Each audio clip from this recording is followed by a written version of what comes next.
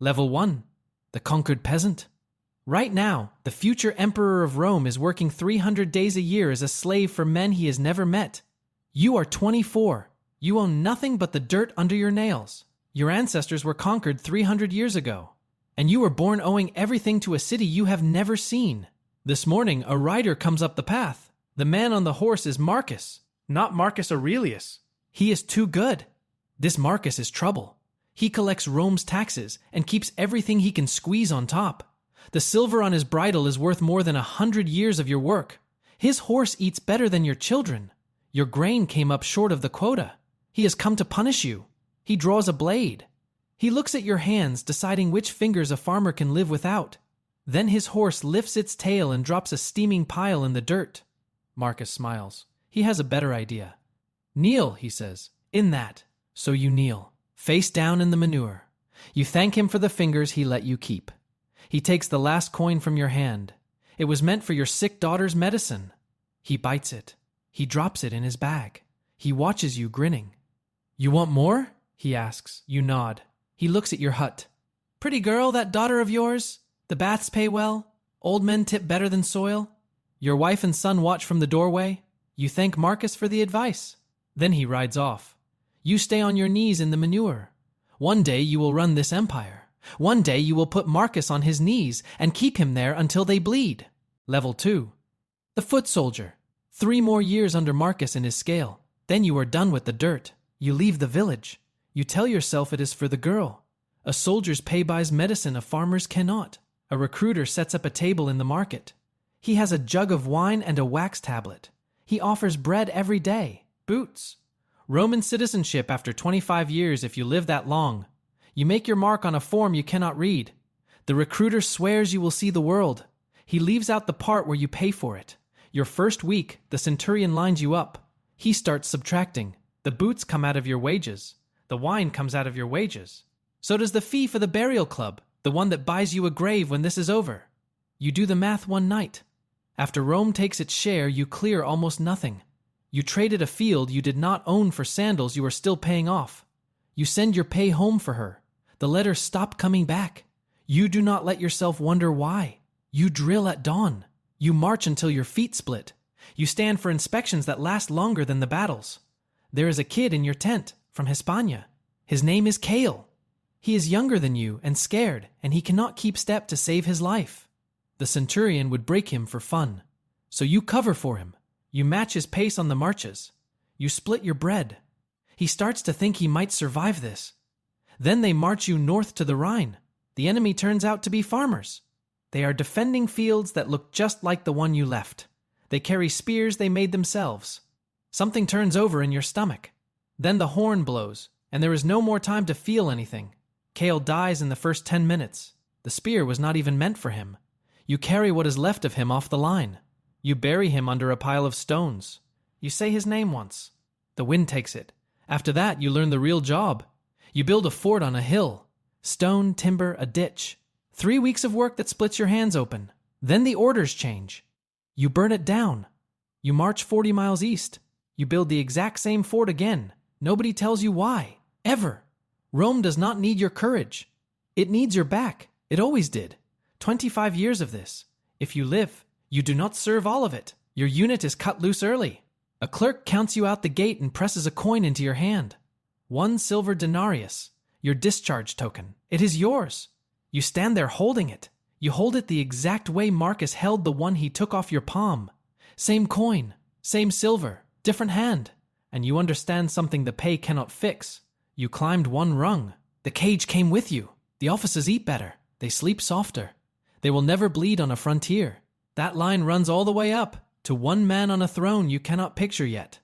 But this coin, there has to be a way to turn one of these into 1,000. Level 3, the merchant. You do not go home. You know what home pays. Nothing. So you take your discharge coin and you go to Ostia. Ostia is the port. The whole world arrives there in ships. And you have one skill the army gave you for free, moving heavy things across a long, dangerous distance without losing them. That skill is worth a fortune when nobody is shooting at you.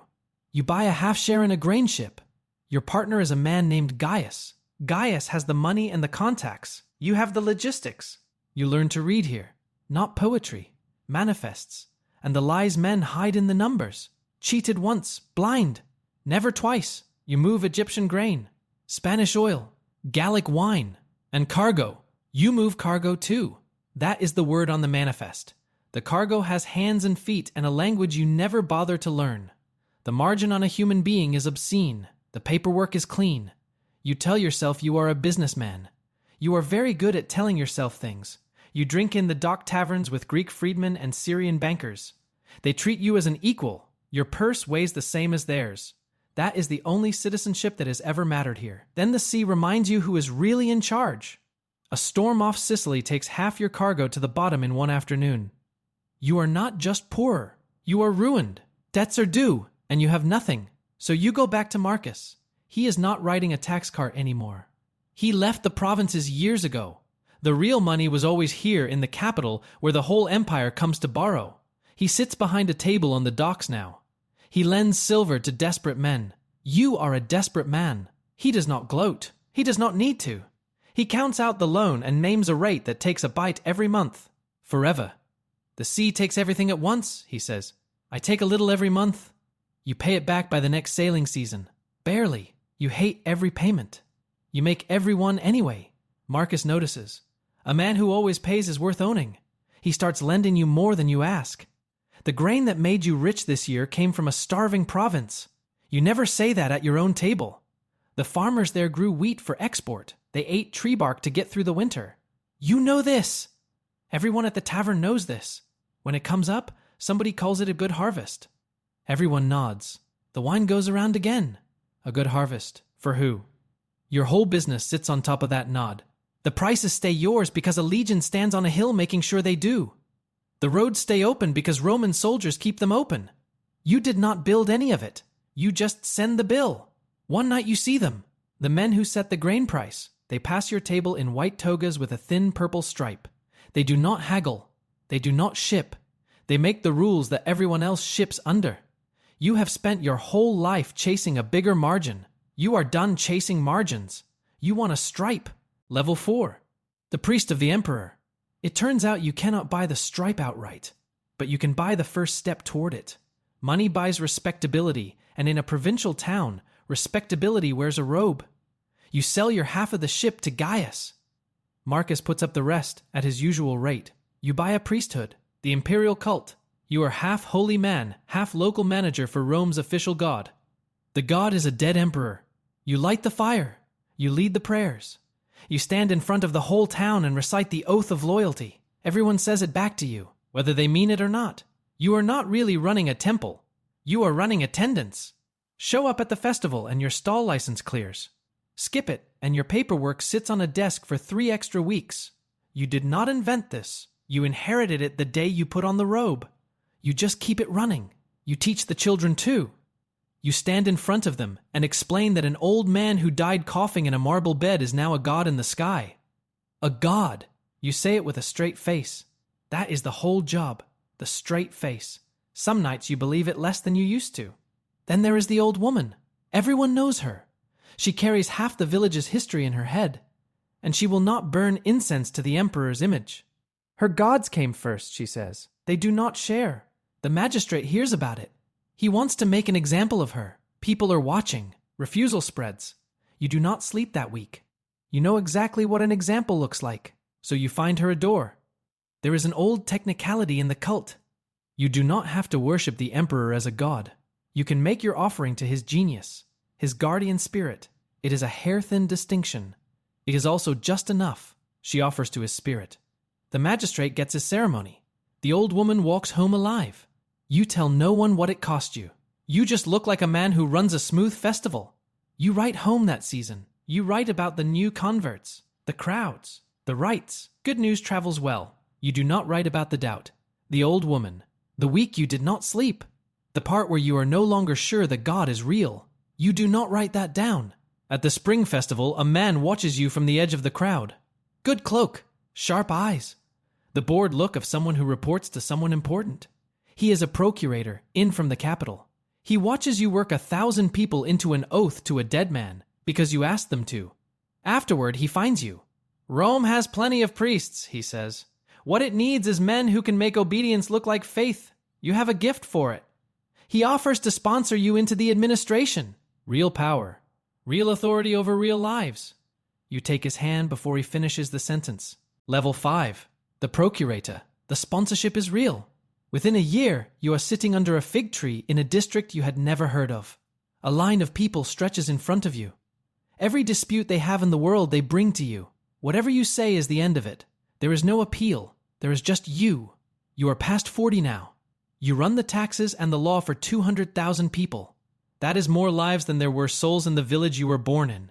And every one of them answers to a man who once knelt in the manure and thanked Marcus for it. You take it seriously. That is the strange part. You read the files. You learn the names. Which village owes what? You think of yourself as a fair man. Then you catch one of the collectors stealing. He is one of Marcus's men. Marcus runs the racket from the capital now, through collectors like this one. This one has been charging a valley double the legal rate and pocketing the difference. The valley is starving so he can build a villa. You read the numbers twice. Then you have him stripped and flogged in the square. You restore the legal rate. In public, with your seal on it. Watching the lash, for one breath you are back in the manure. Then it passes. For about a month you feel clean. You feel like the good kind of Roman.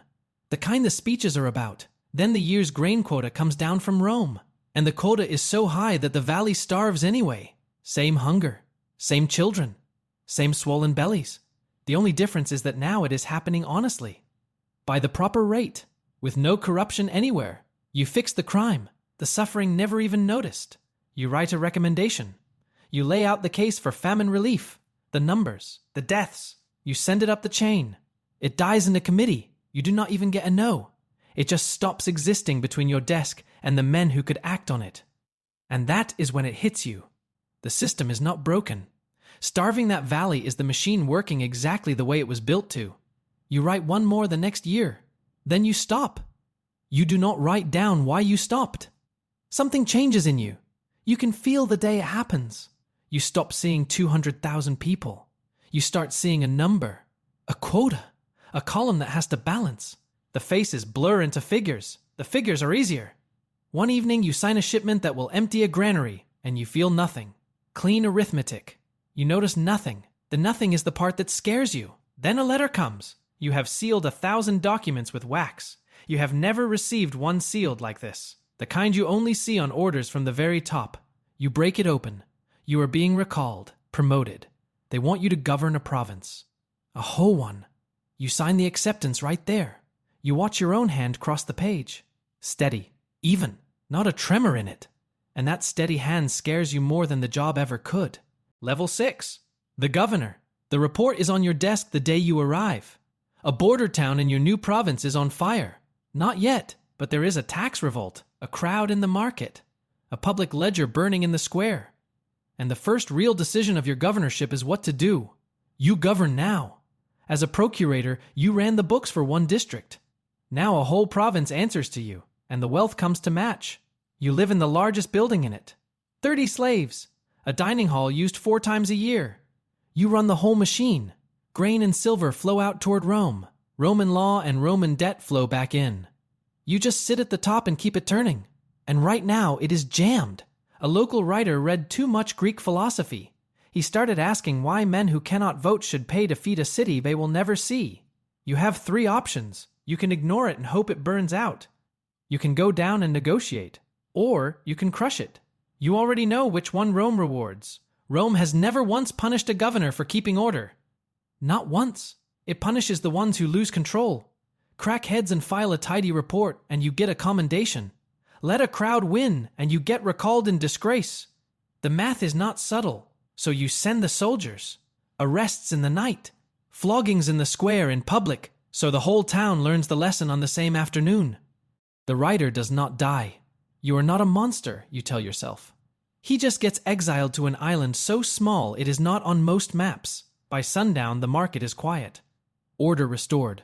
And that night you sleep fine. That is the part that stays with you.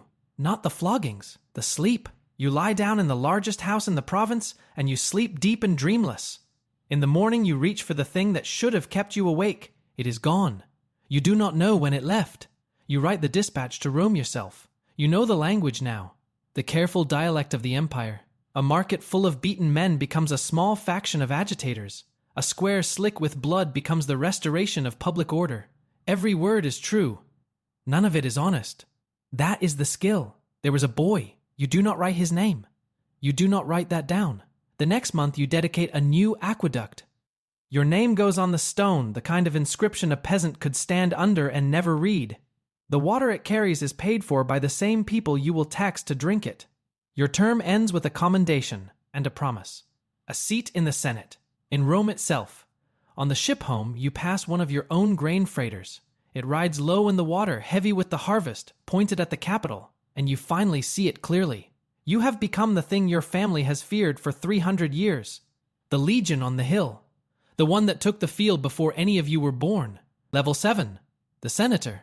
You take your seat in a marble room in Rome. The couch is worn smooth by men who ran the world from exactly where you are sitting. 400 of you, deciding the fate of millions you will never meet. You used to rule from under a tree. Now you rule from a cushion. Power, you discover, has turned into reading. The dispatches come in every morning. A famine on the Nile. A mutiny on the Rhine. A plague tearing through a port in the east. Each one is a window into a whole world of suffering. Each one is also just a wax tablet in a stack on your desk. That is the job. You read the worst mornings in the world before breakfast. Then you vote. You back a grain law. A popular one. Free bread for the city poor. The mob that fills the forum. It is good politics. The crowd loves a man who feeds them. The law passes. For 1 week they chant your name in the streets. Then the grain has to come from somewhere. The requisition lands on your desk. You read the name of the province it strips. It is yours, the one you governed, the fields you walked. You sign it anyway. The bread is promised. And a promise to the mob is not a thing you break. You feed Rome by starving the place that made you. That is politics. You buy one city's love with another city's dinner, and the second city cannot vote. The cheering lasted a week. The requisition lasts forever. You do not see the valley. That is the mercy of this level. You see a clean line in a clean ledger. Provincial revenue, up 1/10 this year. The line does not show you the children eating bark. The numbers are a wall. You built the wall on purpose. It is the only way to keep doing the job. One afternoon a coin passes through your hands. A routine payment. The current emperor's face is stamped in the silver. You turn it over once, and you think, idle as weather, that a coin like this could carry anyone's face, even yours. You put the thought down. But you do not forget you had it. The emperor is old now. There is no clear air. The whole city feels the question. Nobody says it out loud. Then, after dark, a man comes to your house. Not a politician, a soldier. The commander of the Praetorian Guard. He is polite. He drinks your wine. He asks you gently where your loyalty would fall, if it came to that. And you understand something the marble room never taught you. The next emperor will not be chosen here. Not by votes, not by speeches, not by 400 men on couches. He will be chosen by the men with the swords. You decide you want to be standing with the swords. Level 8. The Praetorian prefect. You do not climb this high by waiting your turn. You spend a year buying the right loyalties. You wait for the old commander to make one mistake. With no clear air, he makes it. He backs the wrong man. Then you take his place. 9,000 swords stationed inside the city. The only soldiers Rome allows near the emperor. A senator does not usually get this command. You made yourself the exception. You stood with the swords. Now you command them. And you learn the secret the marble room never knew. The throne was never where the power lived. The power lives in the corridor outside it. Whoever controls that door controls the emperor. What he reads, who he sees, what he is allowed to fear. Emperors are made in that corridor. They are unmade there too. You arrange the audience. You decide which report reaches him and which one quietly disappears. An old man who only knows what you let him know is not a ruler. He is a puppet who thinks the strings are his own arms. Then a rival prefect decides the corridor is not big enough for two. He whispers to the emperor that you are too ambitious. He is right. You are. But right and wrong is not the game here. Surviving is. For 3 days you do not know if the next knock is a summons of 4 men with a sword. On the 3rd day, you stop waiting. You produce a letter. Maybe it is real. Maybe you had it written. It does not matter which anymore. That is how far you have come. The letter reaches the emperor first. By the end of the week, your rival drinks hemlock at his own table. The corridor is yours alone. You won. And the same night you win, you understand the other half of it.